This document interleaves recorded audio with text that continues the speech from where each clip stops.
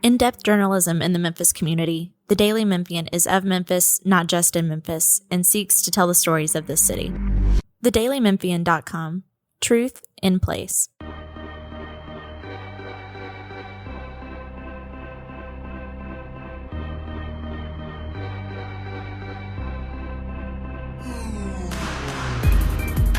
Welcome back to another edition of the Daily Memphian's Memphis Grizzlies podcast. This is your host, Drew Hill, joined as always by Chris Herrington. The Grizzlies, winners of 2 straight games. Are they really winners? I don't know. We could discuss that. Grizzlies, winners of 2 straight games. They won in Dallas over the weekend. They won in Indianapolis over the weekend, wins over the Mavericks and Pacers, 2 teams also at the bottom of the standings. We will talk about that. We're going to talk some NBA draft on this podcast. We had some roster moves and some injury news, so we have a lot to get to this week, Chris. But let's start with just the results. 2 wins for the Grizzlies, although they got a win from the Chicago Bulls. I just want to say, it may not be a coincidence that the Chicago Bears, the hottest thing in town, head coach Ben Johnson goes to the Bulls game. All of a sudden, the Bulls blow out the Bucks. Maybe there's something to that. The Bulls are going to try to keep Ben Johnson away from the team for the rest of the year. Right. Yeah. The Bulls, I've been saying, are the team in terms of, when you look at the reverse standings, in terms of looking behind, the Bulls are the only team I've been worried about. I'm not really worried about the Bucks, even though the Bucks are closer currently. Or maybe they're not. No, the Bulls are closer currently. Not yet. Yeah, that's changed. The Bulls have been the only team I've been worried about, and I'm very, very worried about the Bulls. Here's the thing. The Bulls have a lot of games against the really bad teams in the league remaining. Yeah. So, someone has to win those games, Chris. I'm trying to make you feel a little bit better about this. I know the Bulls are bad, but and the Grizzlies' track record now in these games where it's bad on bad isn't exactly great for the opposite result. The losses, right? But I do think that I'm not as worried as you. I have some faith here. I think the Bulls' schedule just is going to work out in the Grizzlies' favor. Yeah, we'll see. I'm still eyeing the Pelicans. It's a lot to ask to get all the way down to the Grizzlies, but there's enough season to go. They passed the Jazz, so progress has been made on the Pelicans front. I still got an eye on that. So how many more games I got to pull up the standings. I should have had this pulled up before. I got to pull up the standings, but how many games? How many wins is New Orleans behind Memphis right now? New Orleans is four wins. So New Orleans has to find 4. Probably, realistically, how many more wins does New Orleans have to find? I don't 7? know. I'm no more than that. I'm not doing that math. But more than 7. More than 7. Too early for math this morning. Too early for that math. So more than 7. But I think that could come down to the wire on that one. Yeah. The other thing, I know we've gotten sidetracked on this stuff. We'll get into the Edey, which is probably more important. Yeah. Nothing has changed in the standings on, that second pick stuff, but it is tightening up. It is tightening up. Charlotte's doing well. Atlanta's doing well. It's tightening up. And so I still have some faith that Orlando, which has been stuck in 7th, is going to eventually slip down a little bit. Yeah, and the Lakers are still ahead of Phoenix. Phoenix still has the Dylan Brooks injury. Yeah, I have less faith on that one. Losing faith in Golden State, losing some faith in them. But the Suns have actually not been very good. They've been 4-6 in their last 10. But I think the teams below them, the Warriors, Clippers, Blazers, to me are not as strong right now. Yeah, no, it's the teams below Orlando. But you never know what can happen when you get into a play-in situation. So, yeah, I think that's just the hope, is that Phoenix is in some sort of play-in spot. Yeah, so there's your reverse standings update. The Grizzlies won 2 games. I didn't take all that much away from the games. Javon Small has played pretty well. I thought the 2 Utah acquisitions, and we'll see what they are long term. I mean, they were top 10 draft picks, or first round draft picks, I should say. Walter Clayton had 14 assists. That was a pretty good performance against Indiana. And Taylor Hendricks had a 19-point game. But So yeah, I mean, just go I ahead. went back. I went back and I watched some of the game in real time, but then I went back. I saw that 14 assists on the box score. I went back this morning and watched the 14 assists because assists. This is true of all stats generated in a basketball game, but I think it's more true of assists than any other stat. It's very contextual. You got to Right, watch. you You got could to watch. pass it once. You could You got pass to it once on the perimeter, and it Yeah, results in an you got assist. to watch the tape. That I'm not. I mean, he played well. You don't get. I mean, you're making plays that lead to guys getting shots, but those were not advantage creation assists, to use like some of the trendy language of the last year or so in basketball. There was only one or two plays that were I am creating a shot for someone in half court basketball. It was a lot of just basic bread and butter transition and kick it to a guy who like drives one on one, that kind of stuff. So I don't take too much out of those 14 assists. I do think the Grizzlies' success recently with what they've been putting on the floor, I think part of it's been opponent, right? But a lot of it's been opponent. But I think there's sort of two other things. I think they've been playing really hard, and you've seen that in some of the turnovers they've generated and the steals and that kind of stuff. Like the guys are playing really hard, and they're just making shots. And like, will that continue? They've been shooting really well from three. There are a lot of guys. I looked at the stats since the trade deadline, which is 10 games now, and you got a lot of guys who are shooting like above you what you would expect from three. And like Cam Spencer's not one of them, right? Walter Clayton's not one of them, but Gigi Jackson is, and Omax Prosper, and Taylor Hendricks, and Javon Small. A lot of these guys are making shots right now. Yeah, I mean, Gigi's sort of been the player to watch in these games, and we've mentioned it before. It's just positive to me that he's playing within the context of the game a little bit better, and I like that he's attacking the rim, and we won't be the only ones to say that, so that's not really that nuanced of a take. But I like his effective field goal percentage is way up, and like it's Yep. right behind Cam Spencer and Ty Jerome, and like that's what you want to see. And it's my understanding that they're pretty happy with some of the progress he's made late over there. So like I think Gigi's kind of the player that's really come along. And look, that wasn't a given, right? No. We wondered if that would ever happen, and it's really been sort of the story of the late season on court stuff for the Grizzlies, which there just hasn't been a ton of, at this Well, point. and then the other big thing with Gigi, and you can look at different metrics and what you trust, what do you not trust, whatever. But one metric I looked at in terms of team defense impact, right? Individual player team defense impact on the whole, not on the whole season, like on the season, he's been sort of a net neutral or close to it defensively, which compared to last season is an enormous improvement. Right. Yes, for sure. Um, and before we get to Edie, just a couple other injury things. So Santi Aldama and Cedric Coward were upgraded to doubtful before that Pacers game. Right. Grizzlies are off today as we record on Monday. Um, they will play a back-to-back beginning in Minnesota tomorrow. You'll be there, Chris, Yep. and then home for a game against Portland. You know, you look at both the quality of both opponents there. It doesn't seem likely, right, that Cedric Coward and Santi Aldama are going to jump in and just immediately play a back-to-back. And so I would probably expect that on Tuesday night you're going to see them, and you won't see them at home against Portland on Wednesday.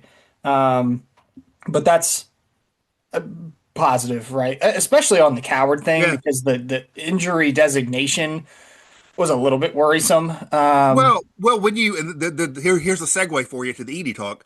I think Grizzlies fans now, when they see injury designations like that, they start thinking, "Oh, is he going to have a procedure? Is this going to be a shutdown for the year thing?" And what the Coward upgrade to doubtful shows is that sometimes that's true and sometimes that's not. Yeah, so my understanding is that in the league office is basically watching a lot of these teams, and so you can't just say soreness Yeah, for every game. Like at some point you have to specify. And I this think you actually, saw the Grizzlies specify twice, yeah, and so maybe the specificity of it is a little scary sometimes, but it doesn't necessarily reflect the severity of the injury. You know? this same thing came up late last season. I remember because it happened to be when I was on the road with them in Dallas and New Orleans in March. And Santi Aldama had been out with what was listed as calf soreness for several games, and then calf soreness became calf strain on the injury report, and he hadn't been playing. And the question that would bring up was like, how did it get worse? And the answer was it didn't get worse. You can only list soreness so many games in a row before they make you put something else on there, because soreness is not an injury. Soreness is just, it hurts. Right. So anyway, some positive news on those guys, that they will be back this season. Onward to Zach Edey. Yep. Who is headed for a second procedure. We can talk about big picture here, but basically what we're looking at, my understanding is that this is not necessarily a cleanup procedure, a second procedure on the same ankle that's not as severe as the first procedure. It's not on the same ligament in the ankle. It's not on the same, it's on the other side of his ankle, and this was something that it was not the result of the surgery already happened, or the surgery wasn't effective. It's a different part of the ankle. This is like something that has progressed, as he's tried to work his way back. And so I think that the hope is, right, that this is now going to shore things up, and like he's headed for another surgery. So he's like, they didn't put out a timeline, but he's not going to play this season. And, I imagine that they're not going to like put a lot of pressure on him and say, oh yeah, he's going to be good to go next year at the start of the year. But I think that is probably what they're expecting, is that by the time the season starts next season, that they can have him on the court. But it's a long recovery. Yeah, I've seen some amateur doctor stuff on social media. I'm not sure all of that's accurate. Well, no, but I was going to point out that even the stuff I've seen of that ilk, even the worst case scenario, when you think about, I mean, it's March 1st or whatever it is right now, people put out like at the far end, this could be a 6 to 8 month thing before he's back on the floor. Well, that kind of gets you to opening night. I mean, that's sort of where we are relative to the start of next season anyway. So even on the far end of that, it sort of matches up with around the start of the season. Again, they haven't put out a timeline themselves. They'll do that after the surgery. But to your point about maybe being ready somewhere around the beginning of the season, that kind of matches up with that anyway. Yeah. But this is not just a cleanup. Like, this is a new procedure. Like, I think Right. that's an important distinction. And I've seen that out there a little bit. Like, this is a different procedure. And yeah, so obviously it's a little concerning. Yeah, I mean, it has to be. Maybe more than a little. This is, we'll see how effective it is, but this is, a little bit scary given just Edey's size in general and how big he is and the amount of force that's going to be on those feet for the rest of his career. And, this is a player that the Grizzlies have attached, I think maybe I shouldn't say attach their future to, but they're invested in for the future. And it does feel like, as we talked about the team going in a new direction, one of those players that we've mentioned quite a bit as part of being the new direction is Zach Edey. And so for this to be another surgery this early in his career, I do think you have to be a little cautious, and it's a little worrisome that this has happened. I think they certainly hope he is one of the cornerstones to their future, to the next good Grizzlies team. And if this prevents him from being that, then that will be a setback, for the rebuild. Clearly a pretty significant one. I think we're in the zone now where just nobody knows. Like, I don't know. You don't know. Frankly, I don't think the Grizzlies organization or Zach Kleiman or Zach Edey or even his doctors know. I think that they will be hopeful that that he'll come back better on the other side of this. That's the intent. But honestly, nobody knows. And so to me, it's going to end up being, and we're not going to know until next season. And so on some level, it's going to be a little bit of a Rorschach test for fans and observers. Are you naturally optimistic or naturally pessimistic? Like, you got a free open road to like give any opinion you want about what the future will be, but you have no idea. So none of us have any idea. We'll find out. I think given the situation the franchise is in from a rebuild perspective and the way this draft is setting up, I mean, one of the questions I think some people might have is like, does this uncertainty impact what you do? Or does it impact what you do in the draft? Does it impact what you do next summer? And in some situations, I might say yes. In this situation, I sort of don't think it does because they know this is not an all-in for next year situation. It's a rebuild that's going to take multiple seasons. The way this particular draft is set up, they're not going to face the choice of like, do we take a center with our first pick? Because that's not who the players are in the draft. And so you're going to take best player available, whatever, with your lottery pick, regardless, without any thought about Zach Edey. And then the idea of, do you want to take a center with the second pick? I think that the answer to that might be yes, even if you had zero concerns with Zach Edey, because guess what? He's the only center on the whole roster. Right. You need more bigs. You need more bigs, even if he's fine. So I don't think it's going to impact their draft at all. And I sort of doubt it impacts their summer because, again, they're in the team building process, not in the like what's the final piece for the puzzle process. So I think they're going to do what they were going to do anyway in terms of the draft and the off season. And then you go into next season with him coming off the surgery, and you find out where you think it's going. Do you think that the Grizzlies have maybe not been careful enough or haven't looked closely enough in their draft strategy at players who may have an injury history? Like Edey played a lot of games in college, don't get me wrong. Right. So maybe it would have been impossible to know. But Ja has been a player that's had an injury history, and Jaren missed a few. He ended up being a really solid player that stayed on the court, but he had some injury struggles early on in his career. I mean, just how do you assess the way that they have sort of analyzed, draft talent and whether or not they're durable enough to stay on the court? So I'm gonna. It's interesting. I'm gonna split the baby on your question. I think there's something to what you're saying, and I've been thinking about this. I don't think there's something to what you're saying as regards to Zach Edey. I have a different question with Zach Edey. I'm going to take Zach Edey and we'll set him to the side for a second. I think that durability generally in their evaluation and player acquisition is something that they should probably start taking more seriously. And I think there are issues in terms of the draft. I think there are bigger issues in terms of trade and free agency. You go back to like the first big trade Zach Kleiman made was the Mike Conley rebuild trade. That was great. But the first big trade he made to try to add pieces was Justice Winslow. Yeah. Who had a big injury history and he was done very soon. Barely played for the Grizzlies, and basically his career was pretty much over after that. Marcus Smart had missed a lot of games and had also built up. He had missed something like 20, 30 games on average for the previous like 5 seasons. And then he'd also built up a lot of mileage, with those Celtics teams. I think that was something you could have seen as a durability risk when you did it.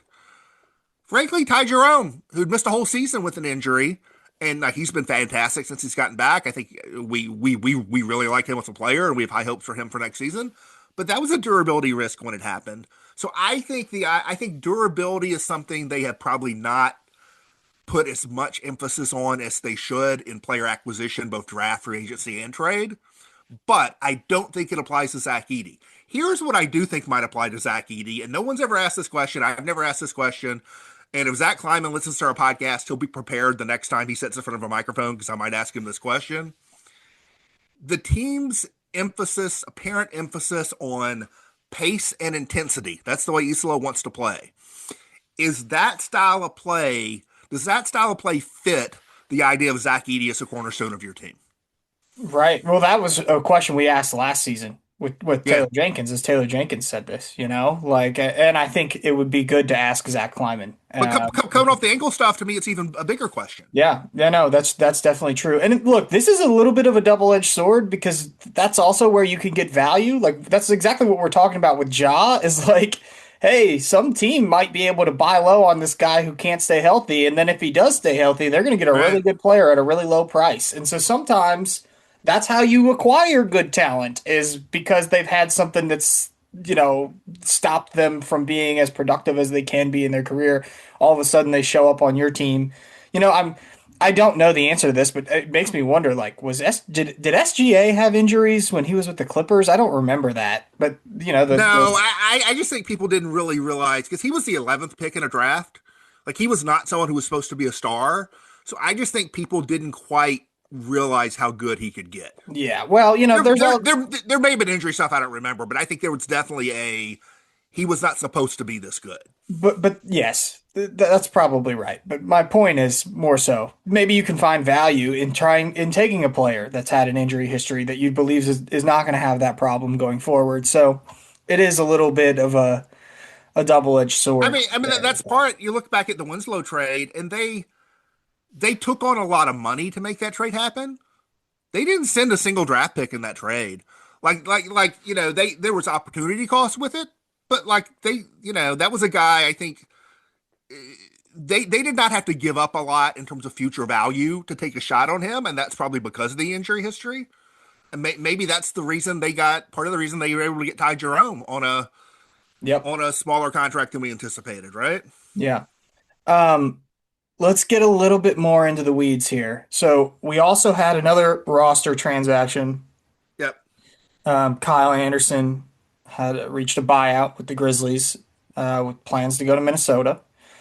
And A little podcast behind the scenes. We sensed that there was there was going to be that Kyle Anderson was going to be going out, and there was well, going to be yeah, a new addition. And so I was trying to guess. I was jokingly guessing, but my guesses were not. My guesses didn't work out. I was wondering if are we finally going to get Tariq Bavarovich over?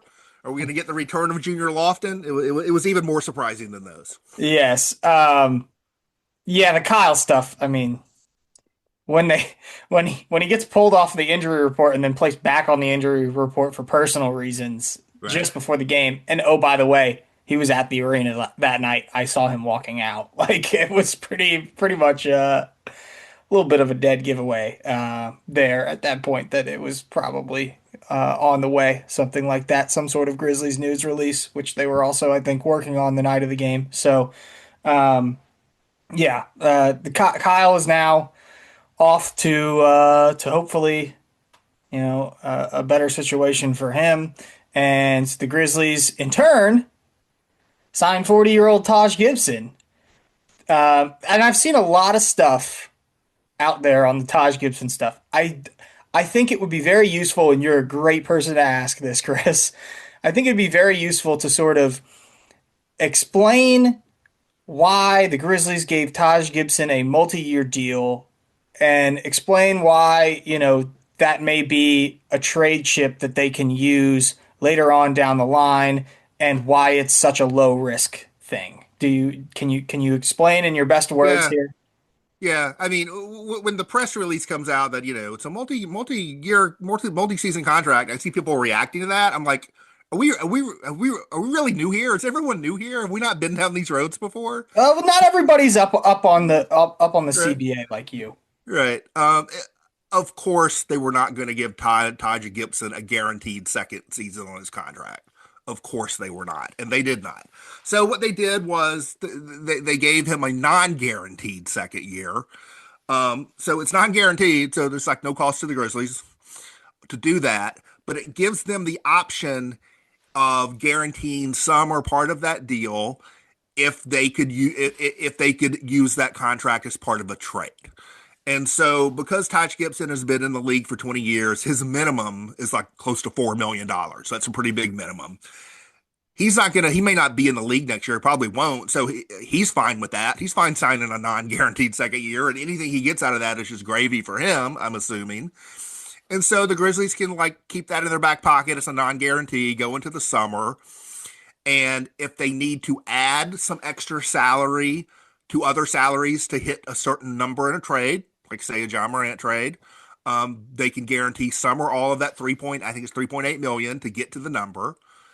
If there's a player they want to trade for straight up, who makes within the salary range, you can get back for that, and you could guarantee it to do that. Now the Grizzlies have a big trade exception they got from that Jaren trade. But trade exceptions have limited flexibility, right? And so if you're trying to trade for something bigger than that, like in a John Morant trade, it may not matter. And the other thing about trade exceptions is you're limited to the amount of the exception. And so if you trade a salary, you can take back more salary. If you trade it, then you send out. If you trade an exception, you can't take back any more than that. So there's extra flexibility in having a contract. In theory, they could guarantee that 3.8 million, trade it for a player making 7.6 million. You could do stuff like that. My read is that the likelihood of of some or all of that non-guaranteed deal being guaranteed for trade purposes is certainly below 50%. But I don't think it's like 5%. I think it's possible that it could happen.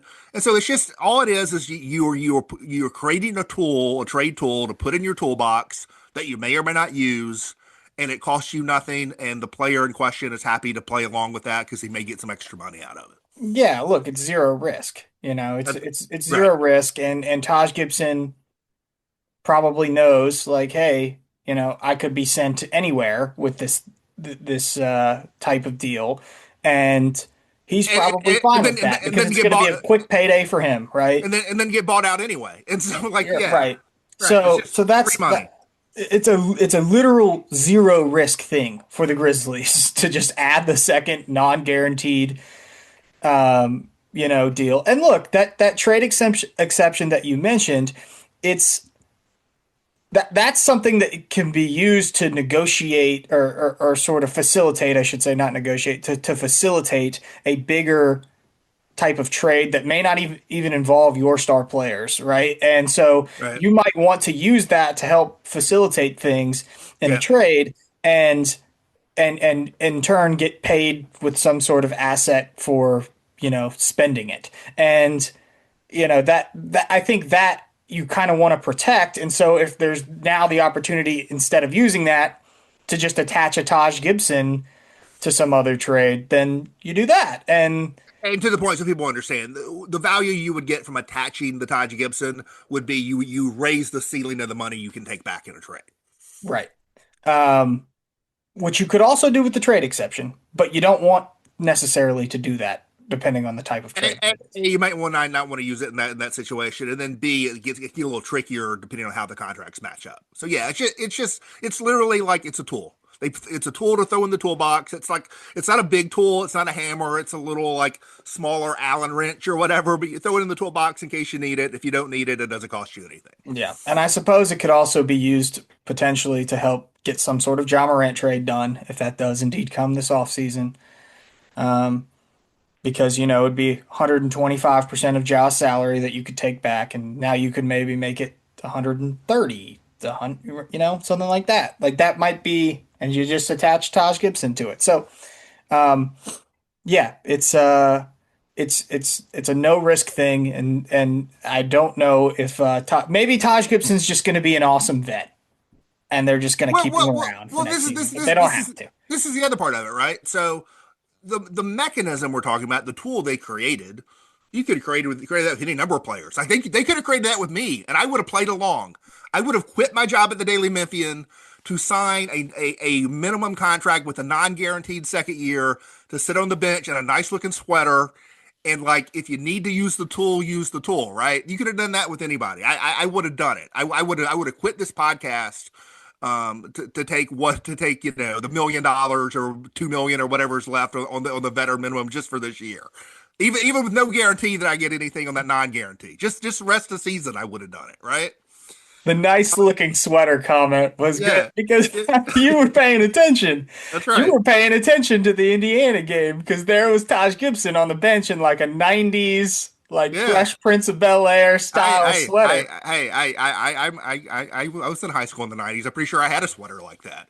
So yeah, I think I opened one of those for Christmas one morning. So yeah, shout out to Taj Gibson. So why Taj Gibson, right? I think there's a couple things there. I think, they do want some real vets in the locker room, and one was going out in Kyle Anderson. So one coming in, and Taj Gibson, who's this is 20th year in the league. You don't get to that point unless you're like a deeply, deeply respected guy who coaches and franchises like, right? He also happens to share an agent with Zach Edey, Mark Bartelstein. He also, and I don't know if this played any role in the signing, but it could be an ancillary benefit. Taj Gibson actually is one of the players who had the ankle stabilization surgery very similar to what Zach Edey had. And he's not 7'4", but he's 6'10". Like, he had that surgery, in the middle of his career and came back from it just fine and played another 10 years in the NBA. Maybe that's a good guy to have around, to just sort of convey some of those experiences. And then the other part of it is, yeah, they're in a rebuild, using a roster spot and a guy who has no future with your team. They don't have enough roster spots right now. They got too many guys. They got too many guys, and then now they're going to have 3 draft picks, in the top 35 of this draft, and they got 2 guys, maybe 3 on 2 ways who look like they could be real players. And the other thing we should maybe talk about, maybe as before we head out of here, is what's going to happen with that last roster spot, because Omax Prosper is about to run out of 2-way games. He's been good. Yeah, he has been good. Yeah, it'll be interesting to see what they do the rest of the way. I mean, and then Rupert's 10 day is going to end. Yeah, so Um, when you know, Rupert's 10-day ends, I mean, maybe I think by that point, there's no more 10 days. The deadline for signing 10-day contracts, I think, is March 4th. So Rupert's 10-day will end, and there are no more 10-day contracts. So you could sign him for the rest of the season onto that slot. You could sign just some other player out there. You could sign nobody and stay at 14, or you could use that 14th slot to elevate one of your 2-way guys. I think the most likely scenario here is that they would elevate Omax Prosper onto the main roster. At that point, you open up a 2-way. Maybe you keep Rupert in a 2-way. He does still have 2-way eligibility. Like maybe that happens. But I think, to me, the play is probably to elevate Omax. And then the question there is, can they get him to do one of these deals with like non-guaranteed years on the back end of it or not? right. Okay, let's do some draft stuff and our tankathon simulation. But first, let's take a break for a message from our sponsor. Want to make a big impact without getting lost in a big system? Join Youth Villages to be a force for families while becoming part of one. Help make positive changes on a national scale, one community at a time. It takes a family to transform lives. Start with yours. Apply now at youthvillages.org/careers.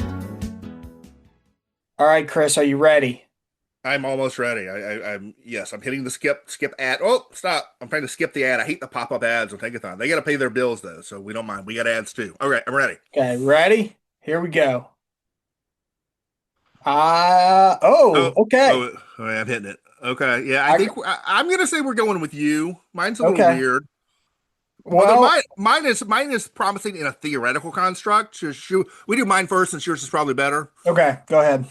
So my top 4 are number 1, Utah Jazz moving up. Don't like that. I also have the Jazz at number one. Maybe it's a Yeah. sign. So I have Okay. number 2, and this is what's interesting to me. This does not apply to the Grizzlies as currently situated, but it's the Charlotte Hornets moving up 11 spots to number 2. That is the pick we want to be the Orlando pick, right? Like that could be the Orlando pick. This could happen. A team could move up 11 spots. It could be Orlando or Phoenix, and the Grizzlies could get a pick that way. It's not likely, but it is theoretically possible. There's an illustration. Number 3, I got the Sacramento Kings. Number 4, the Indiana Pacers. I got the Grizzlies dropping 1 spot to 9. Okay, I think we would take mine, although it's an interesting one. You got Utah at number one. You got Washington at number two. You have Dallas at number three, which No, would be I don't like no that. good. But the Grizzlies moving all the way up to number four, jumping Yeah, four yeah, spots to number yeah. We'll four. take it. You'd miss on the top three, which seems to be, a very there's a line sort of drawn there among prospects. Although you and I both like Caleb Wilson a lot. Yep.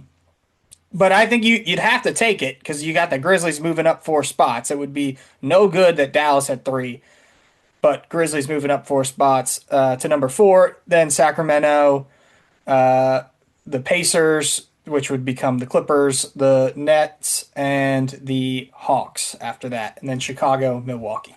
So I think we would take that. Yeah, yeah. If you just stipulate the Grizzlies have the 4th pick, I think you take it sight unseen for the rest of it. But I don't love Dallas and Utah both jumping up.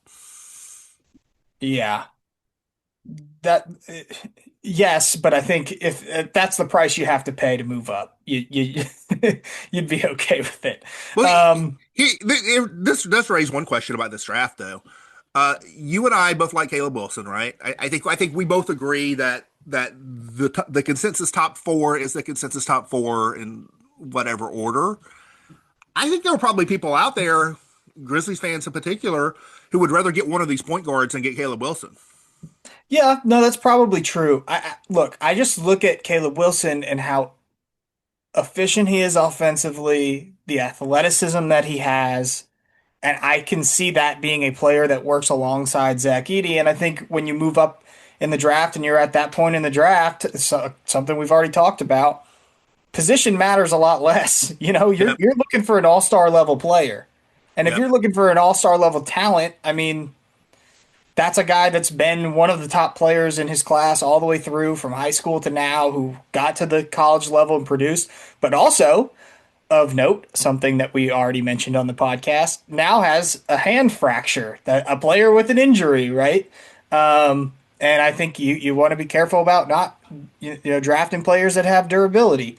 I don't think that the hand thing is super serious. I think they're expecting Caleb Wilson's going to play again this season, but like, Right. yeah, I like him as a player. I think he is both a good fit for the team and a very good talent. And I would be thrilled if the Grizzlies were able to move up and get a player like that, for sure. Um, just as we move on to college basketball, we'll start here, which we've done every week. Did you watch any games this week? I watched a few, and now I'm trying to. The one I can remember watching was the Illinois Michigan. I've seen Michigan a couple times now, 2 or 3 times. That is an NBA front line. I think all three of their front court starters I have right at the moment as top 20 picks in this draft. That's not consensus with Morez Johnson or Adai Mara. I like both of those guys better than a lot of players that are in like the teens in these mocks. Those are both guys I would consider heavily if I'm the Grizzlies with the second pick, depending on who you get early. If you get Caleb Wilson, I'm not necessarily going to take Morez Johnson at that point. But I like that whole front court, and I actually might like projecting out. I might like Mara and Johnson more than Lindenberg. You know what's interesting? Yeah, Lendenborg's interesting to me, and he's one that I'm having a hard time figuring out because he's older, right? He's going to be 24 or close to it on draft night. Yeah. Yeah, so you wonder about the future and projecting out, but he's also like the exact type of player that the Grizzlies have taken in the past. Yeah. And you could draw some lines like Cedric Coward on that too, because Cedric Coward was, an older player coming out who obviously hadn't yet played at the big stage of college basketball. But you could have probably asked the same question a little bit, maybe not to the same extent, but you could have asked the same question of like, how much further does this guy have to grow? But this is an efficient college player that has real tools. And I think Lendenborg kind of fits in that too. And so for me, he's been one of the hardest players to figure out. I think for the Grizzlies, he's the kind of player you take if you're trying to add an immediate rotation piece to a team that you think is going to be a playoff team. And so if you're, looking in those early to mid teens, if you're like the Spurs and the Thunder, who via trade might have picks in that range, like that's maybe a guy you're looking at. If you're the Heat, maybe that's a guy you're looking at. I think if you're Milwaukee and you think you're going to try to keep Giannis, maybe that's a guy you're looking at. Even though the Grizzlies do have a pattern of liking those kind of guys, I just don't. 24 is not 22. I just don't. I don't see it with them. I may be wrong about that. Grizzlies are in a different stage, right? They're in a Right. different stage Yeah. than they were before when they were taking, players who they thought were going to be rotation players or good role pieces in that part of the draft. Like they're in a different stage now. Now you wonder if they're willing to get outside their comfort zone a little bit more and take players with higher upside just because you're looking for the top outcome here. You're not necessarily chasing a solid role player as much, especially with the first pick. So if it ends up being 9 or whatever. But Right. Lendenborg's hard to figure out for me. He's been one of the more peculiar players. The Illinois game was interesting because he guarded Keaton Wagler like from the jump, and that was a 24-year-old grown man strength athlete on this 18-year-old, maybe 19-year-old like skinny kid who wasn't supposed to be in the spot, and it really bothered Wagler. Like the physicality really got to him.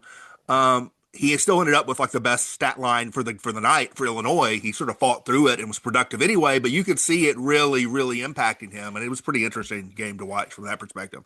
What about you? You watch anything good? Yeah, I watched Arkansas and Florida. Acuff did not play his best game against Florida. Florida's really coming on strong here at the end of the season. They're looking very dangerous just from like a March Madness type of standpoint. So What do I you think watched about the that. Thomas Hawk? Is it Hawk? Haw. Haw? Yeah. I struggle with him because he looks like a villain in one of the villains in like the Revenge of the Nerds movies or whatever. Yeah, he looks like a Bond villain a little bit. Yeah, yeah, yeah. So I don't know Um, about him. yeah, I don't know either. And like that's real Edie overlap right there, you know. So I'm not sure if he's like where he would fall on a Grizzlies draft board. And I don't necessarily.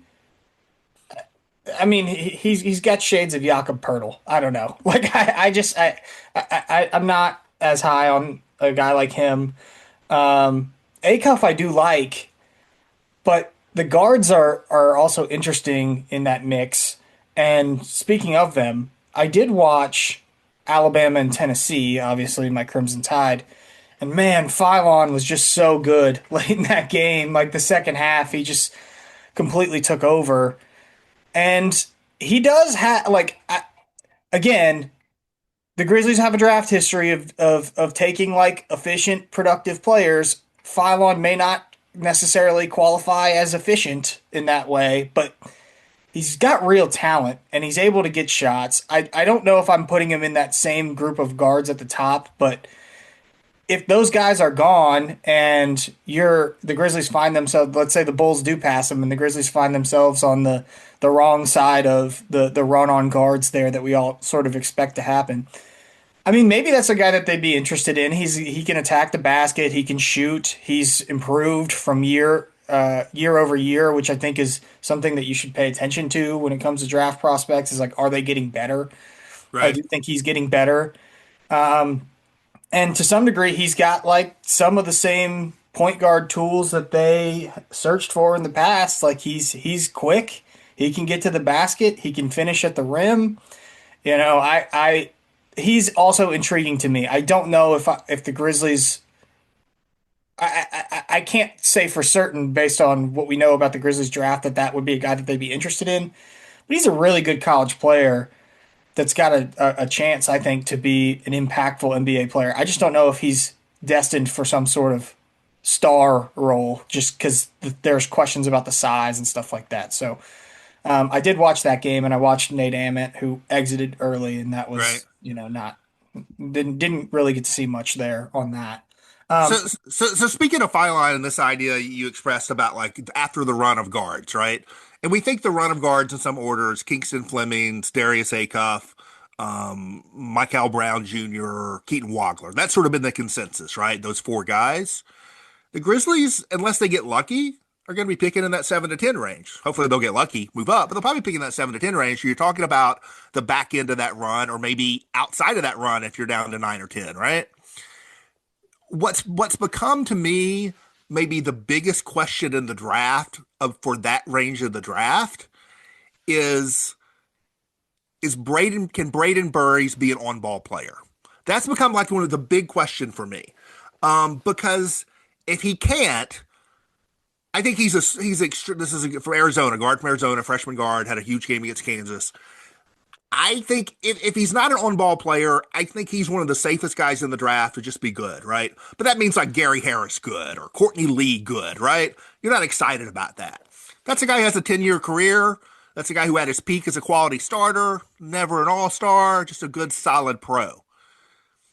But can he be an on-ball guy? I was looking at this. His size, 6'4", 205, and his freshman year production per 40 minutes, both of those things together are extremely similar to Chauncey Billups in college.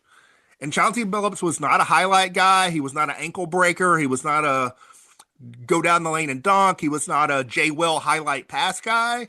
He was just a guy who took care of the ball, made good decisions, played good defense, drilled three-point shots, was a leader. Is there an outside chance Braden Burridge could be a Chauncey Billups kind of player in the NBA? To me, that's a big question I have. Do I think he's going to be a Chauncey Billups or a Gary Harris? yeah, no, Burries is definitely another one of those interesting players that's a little bit harder to figure out. Like in terms of other guards, I saw some of Texas Tech, Iowa State. I didn't see all of it. I like Joshua Jefferson. I think he's a really good player. It Right. intrigues me to have a big that you can play through who's a very skilled passer like that. Like there's some Kyle Anderson in there. And like so he's very interesting to me, particularly particularly if he makes it to the second pick. And he's another player that's older in age, so we don't know what direction the Grizzlies are going to go here. But he played up against Texas Tech, and JT Toppin, another very experienced college player who some thought maybe would now may come back to college because he tore his ACL and he's done for the season. So Tech's playing without him, but they do have another draft prospect. It's Christian Anderson, the point guard. I don't know if he fits the Grizzlies. The Right. defensive stuff is not good, but the offensive stuff is really good. But is he Rob Dillingham? I just it's that's I difficult.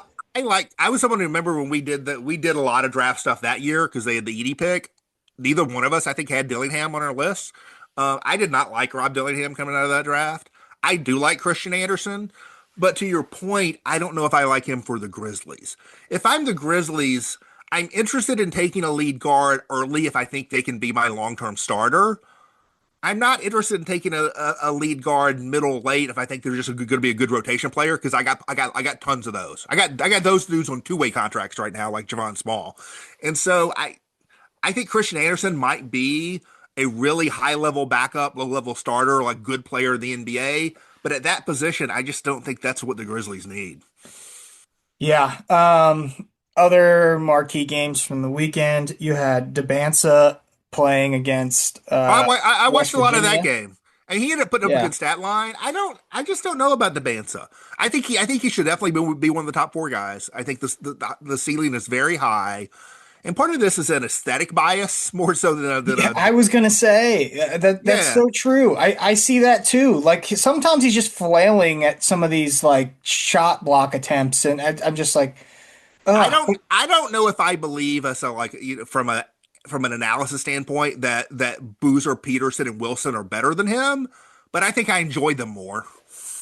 yeah, I think that's probably true. But then Debance is like the type of guy where you watch the game and like he does a few things offensively where you're like, whoa, that was high level stuff, and then you wonder. You look down at the box score after, and he's got more points than you thought he scored. Yeah. Like he's that type of player. And to me, I think he's probably number two because of the Peterson stuff is just scary. It just is. Um, but like I can't I haven't been able to get to the point yet where I think Devance is a better player than Boozer. I think overall Boozer's just more solid at everything. But I could see like Devance is still pretty skinny. Like he could fill out more and become a really physical big in the NBA. Like I do think that Devanza may have the higher ceiling of the two players, but I prefer the security of a Cam Boozer if I'm talking very What tough. I worry about with Debansa is I worry that he will be the wing version of some. I think better than this because he's going to be better defensively because of his size. But offensively, I worry about he would be sort of the wing version of some of the smaller guards, your Trey Youngs, even your Ja a little bit. Who, when you have that guy, you have to build your offense around him, but he's not quite elite enough for you to be a great team if your offense is built around him. You know what I'm saying? Yeah. Whereas I think that I think Peterson has a higher ceiling as an offensive player if everything clicks.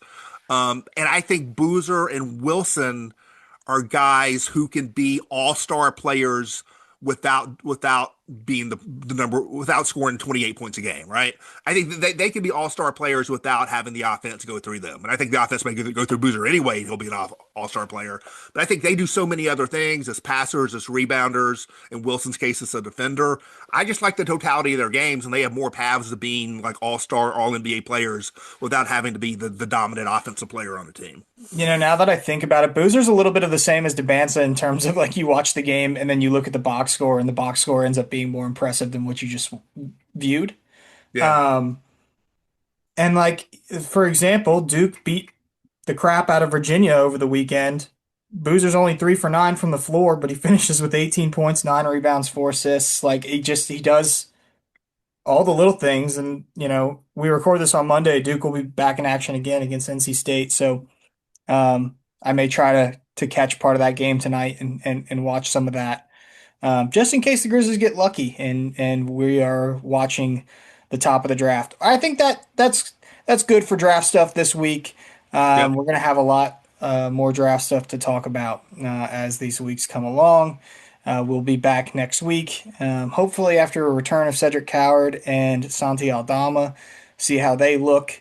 And we'll be breaking down all things Grizzlies. More to life than basketball, Chris. Anything fun you did this week? I took my son out we're getting a little late start on it, partly because of his laziness to do the work he needed to do on the front end, and partly because of the Minnesota weather and the conditions on the road. But we did some driving instruction this weekend with my son. Ooh. Got him behind the wheel. It was only his second time ever behind the wheel. So we kept the parking lot, just getting used to handling a car and knowing, what to do and just getting comfortable. We had to reach a certain comfort level before we get out on the street around other cars. So that was fun. That's good. You're doing it yourself. You're not hiring an instructor. Well, he'll have to do He'll have to do Okay. that. That's part of the law here, that you have to do the behind the wheel class. But we want to get him to where he knows how to drive before he gets behind the wheel in the class. Yeah. There you go. That's fun. I want to give a shout out to the Memphis Zoo. Now that I've entered parenthood, I've discovered what a great thing that is, because a zoo can be both entertaining for adults and children, Yep. whereas some of the other things, like, it's always fun to watch your kid have fun, but like, man, it's especially when the weather's nice, like it was over the weekend. We're so lucky to have an awesome zoo here in Memphis. That's like a really, really cool place. One of the things, we were zoo members when our kids were young. We actually lived close to the zoo back then. One of the things I like about the Memphis Zoo is that it is a good small zoo, right? Yeah. You can be a good big zoo. You can be a bad small zoo. Memphis is a good small zoo, which means the quality is good in terms of the exhibits and everything, but also it's manageable. You feel like you could just bop in for a couple hours and bop out. You don't feel like it has to be like this ordeal you plan your whole life around for a weekend or whatever. Dude, it's great. Like, and they just added the coffee shop right there at the front to the left when you walk in. And so you get there early when it opens up, especially when the weather's nice like it was this weekend. You jump in there, you get a coffee, you walk around, you enjoy the weather, and you watch your kids smile at the animals. It's what a great place, And I had been there a few times before. I had a kid, but like now I want to be there like every other weekend. Like it's especially if the weather's good. It's a good time. Yeah, I mean, our kids are grown now, but we have young nephews in Memphis now, and so we've taken my wife and I, our nephew Finn, who is 3. We've taken him to the zoo several times the past few years. That's a thing when we're both in town. We take Finn to the zoo. It's a thing we do. So anyway, shout out to the Memphis Zoo. That'll do it for us this week. Chris and I will be back next week talking Grizzlies. But for Drew and for Chris, we are out of here.